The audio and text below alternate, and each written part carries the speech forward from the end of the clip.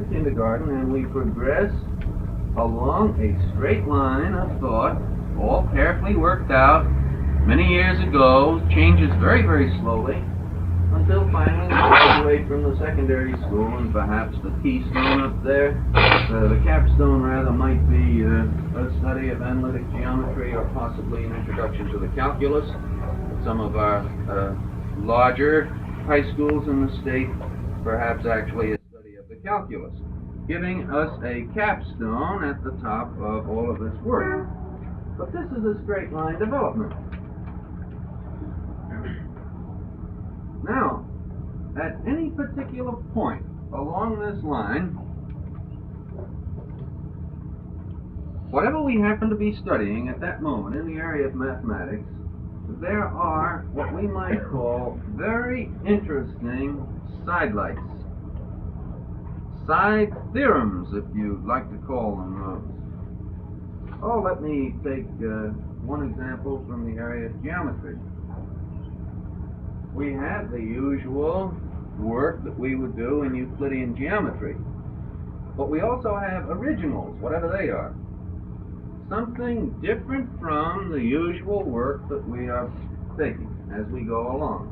These originals are of perhaps no greater difficulty, but they tend to branch out from this particular point, giving no further upward development, but giving us sort of a horizontal development here.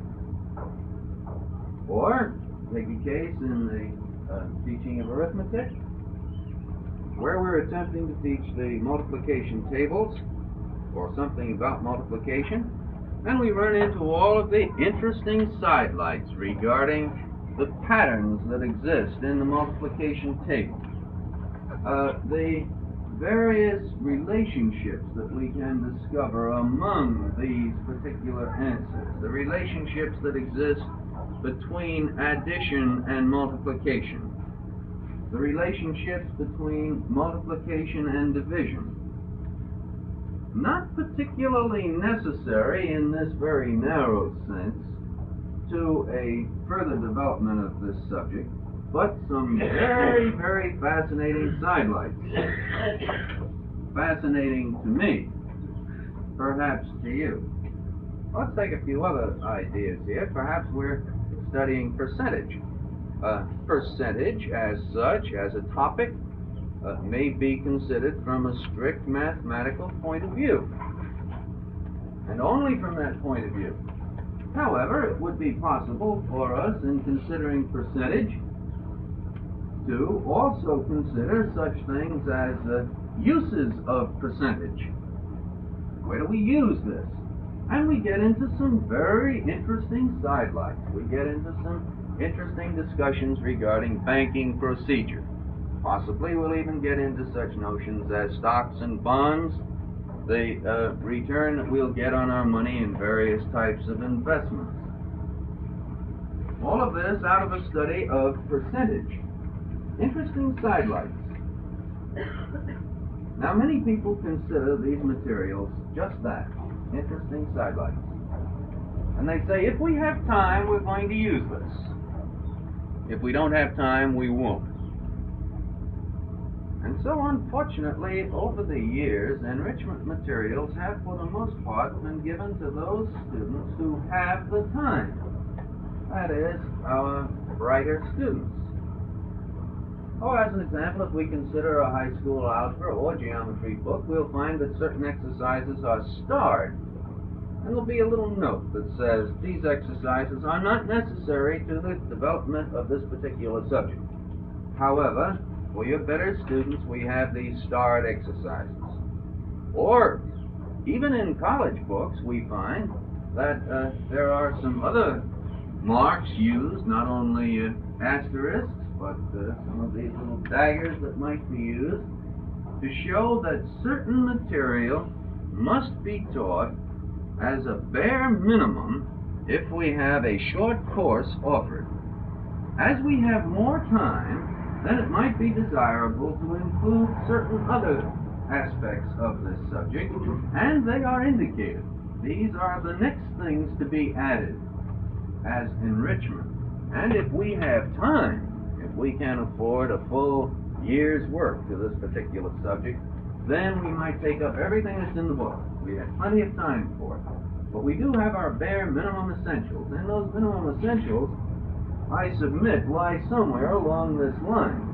This line, of course, I have as a very thin line. It may be a very broad one, but it is a direct vertical development. Now, I made some remarks a little bit ago regarding the fact that certain materials that 50 years ago were considered enrichment materials are now part of this broad line. As a matter of fact, we seem to be on the verge, some of us in our classrooms, of discovering that some of these so-called enrichment materials actually seem to be necessary to the understanding of the particular area that is under discussion at the time. Most of us would not consider teaching mathematics without taking up some of the uses of mathematics. Yet mathematics can exist beautifully without any discussion of the uses. These are enrichment materials.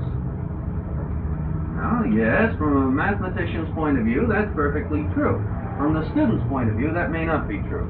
From the student's point of view, these uses may be necessary to an understanding of what he is doing.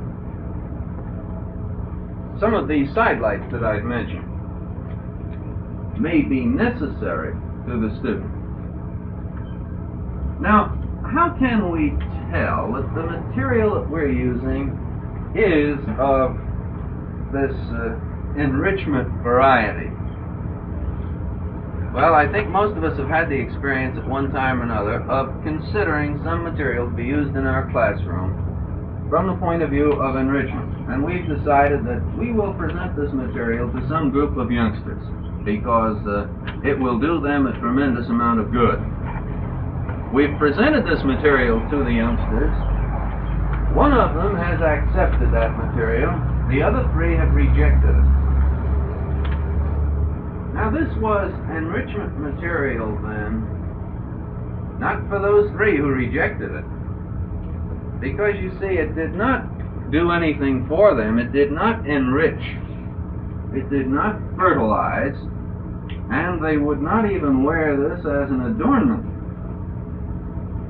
They just wanted no part of it. For the one student who accepted it, this possibly may be enrichment material. And so when we talk about enrichment material for a particular subject, for a particular grade level, we find ourselves in a very awkward position. Because what is enrichment material for one youngster may be exceedingly boring to another, may not increase his understanding, as a matter of fact, may more thoroughly confuse the issue. Frequently, you've been in a class where the instructor has been carefully developing some ideas over a period of time, and you followed him very, very nicely.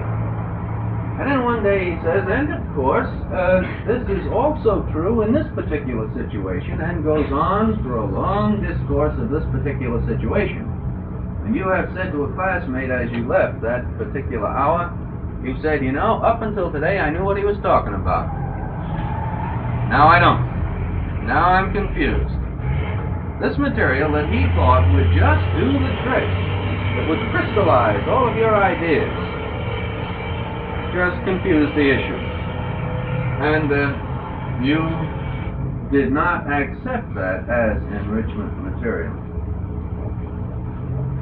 Well, now we've talked around it and around it and around it. Time's growing short. I'm going to try to pinpoint my ideas now.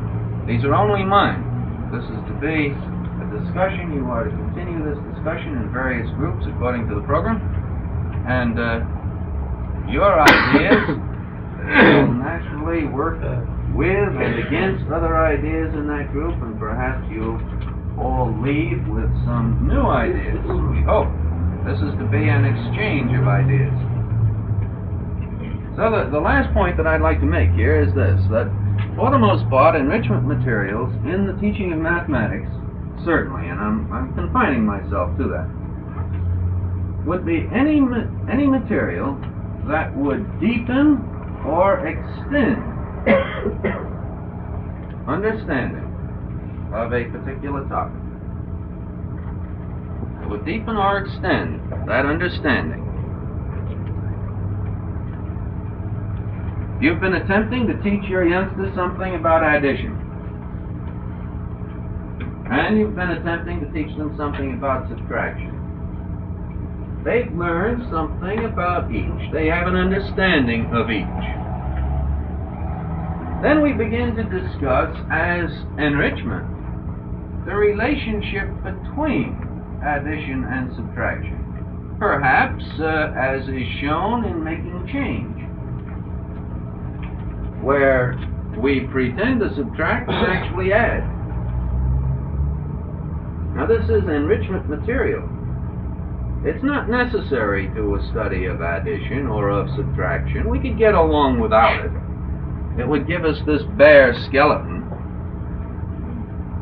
Now, that particular bit of material, then, if it is enrichment material, will deepen the student's understanding of addition and subtraction, and may possibly extend his understanding of some parts of our economic order.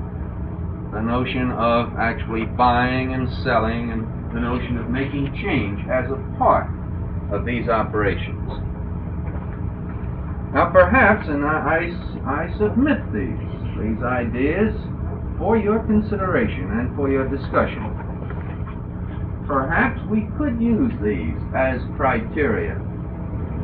Will this material actually deepen or extend understanding?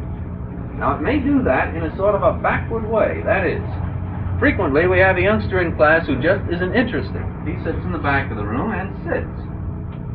He'll do what we ask him to do, but that's all. Just the bare minimum. Frequently, with such a youngster, we can find some topic that is of great interest to him in the area of mathematics. It may have no direct bearing on what we're doing. Yet, because of the interest that it arouses in that particular individual, that interest in turn allows this youngster to deepen or extend his understanding of what he has been studying. Where you have been failing as a teacher and he has been failing as a student, where you have reached that impasse where he refuses to learn. So that enrichment material may only be material that stimulates interest, but that interest in turn must stimulate further understanding. Otherwise, we're playing games in the classroom. And I think we've all seen a great deal of that. I've seen teachers, and I've certainly been guilty of it myself, a warm Friday afternoon. Children are getting restless. It's near the end of school anyway. We bring out some materials that we rationalize to ourselves. These are enrichment materials.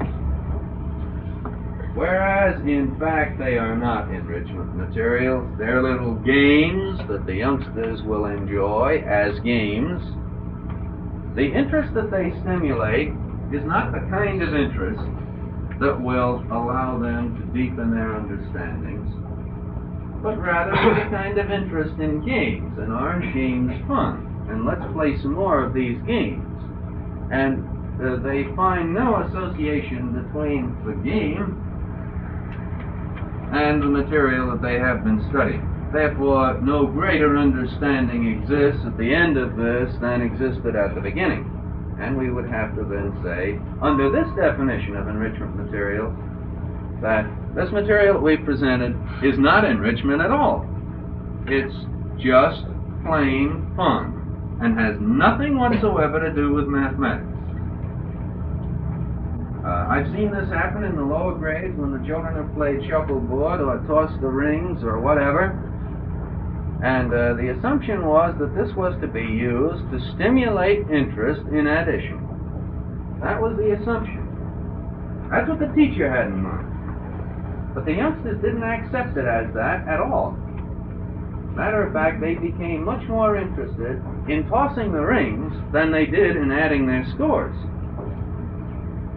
And they tried to find out just how proficient they were. They were willing to toss those rings at any hook in the classroom, not the hook marked 5. In which case, I submit, perhaps this was not enrichment material at all for that particular youngster, unless we're attempting to teach him how to throw jar rings, in which case this certainly was enrichment material. Well, all that I've attempted to do in the past half hour is give you something to think about within your group, just to start discussion. Now, I'd like to see the hands of those people who are primarily interested in primary education. Not intermediate, primary. All right? I'd like to ask those people, when we break up, to gather perhaps down in this end of the room. We'll move chairs around so that we might be more comfortable, and begin to exchange these notions of enrichment material that I have used in my classroom.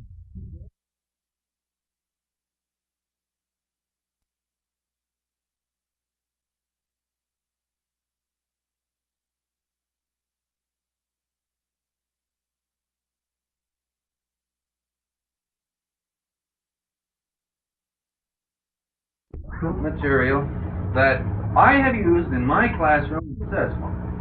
For some students, not for all. I don't know that we have any blanket material that will work for everyone. Now, how about the intermediate grades? Let's see how many we have there. Just about the same size. Would those people attempt to meet somewhere in here? And then if things get a little too noisy, we can always draw those doors and have room out here for the people who would be interested in junior high school work. Junior high school. All right, these people in here, and senior high. Fine. Perhaps it might be wise for the junior high and senior high people to begin meeting together and then separate if they'd like. So would they then try to meet over in here?